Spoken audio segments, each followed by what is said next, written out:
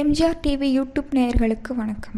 OPS, EPS இருவரையும் சரமாரியாக விமர்சித்து வரும் கே.சி. பழனிசாமியை தங்கள் பக்கம் கொண்டு வருவதற்கான வேலைகளில் எடப்பாடி பழனிசாமி அணியோட கொங்கு மண்டல சீனியர் களம் இறங்கியிருப்பதாக தகவல் வெளியாயிருக்கு.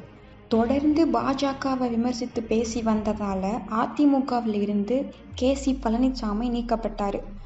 அவர் தற்போது எந்த அணியிலும் இல்லாமல் தனியாக பொதுச் செயலாளர் தேர்தல் நடத்தும் திட்டத்தோட பேசி வந்துட்டுருக்காரு. இந்நிலையில் எடப்பாடி பழனிசாமியும் பாஜகவிற்கு எதிரான புள்ளிக்கு நகர்ந்துள்ளதால் தங்கள் பக்கம் கே.சி. பழனிசாமியை கொண்டு வரலாம்னு திட்டம் போட்டிருக்காங்க. இதற்காக அதிமுகவின் சீனியரான கொங்கு மண்டல மாஜி கே.சி. பழனிசாமியோட பேச்சுவார்த்தை நடத்தலான்னு முடிவு பண்ணியிருக்காங்க. தொடர்ந்து பாஜகவை விமர்சித்து வந்ததால் அதிமுகவில் இருந்து கே.சி. பழனிசாமி நீக்கப்பட்டார். அவர் இப்போ எந்த அணையிலும் இல்லாமல் தனியாக பொது செயலாளர் தேர்தலை நடத்தும் திட்டத்தோடு இயங்கிட்டு வராரு. அதிமுக கொள்கைகளை மீறியதாக ஓபிஎஸ், இபிஎஸ் 2 பேராலையும் கூட்டாக கட்சியை விட்டு நீக்கப்பட்டவர் தான் அதிமுக முன்னாள் எம்பி கே.சி. பழனிசாமி.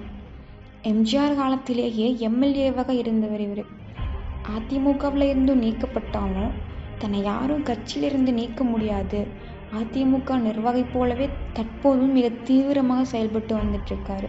தமிழ்நாடு முழுவதும் பயணித்து பல இடங்களில் ஆலோசனை கூட்டங்களையும் நடத்திட்டு வராரு. கே.சி. பழனிசாமியை தங்களோட அணிக்கு கொண்டு வரலான்ட்டு ஓபிஎஸ் தரப்பினர் முயற்சி செஞ்சாங்க.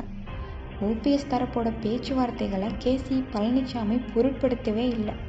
முக்கியமான பதவி தரேன்னு சொல்லியும் கூட கே.சி. பழனிசாமி ஓபிஎஸோட இணைய மறுத்துட்டாரு. இந்நிலையில் தான் இபிஎஸ் டீம் கே.சி. பழனிசாமியை தொடர்பு கொள்ள துணிஞ்சிருக்காங்க.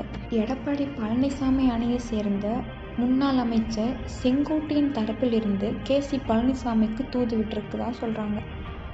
எடப்பாடியை கேசிபி கடுமையாக விமர்சனம் பண்ணிட்டு வர நிலையில் அவரே எப்படி தங்களோட டீமுக்கு இழுக்க முயற்சி செய்கிறாருன்னு நமக்கு கேள்வி வருது. அங்கே தான் செங்கோட்டையன் ஒரு முக்கியமான பாயிண்ட் சொல்லியிருக்காரு.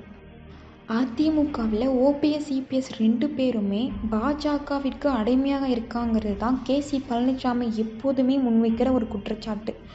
ஓபிஎஸ் அணியில் அவர் சேராததற்கும் இதுதான் காரணம். ஆனால் இப்போ எடப்பாடி பழனிசாமி பாஜகவையே சீண்ட தொடங்கியிருக்காரு.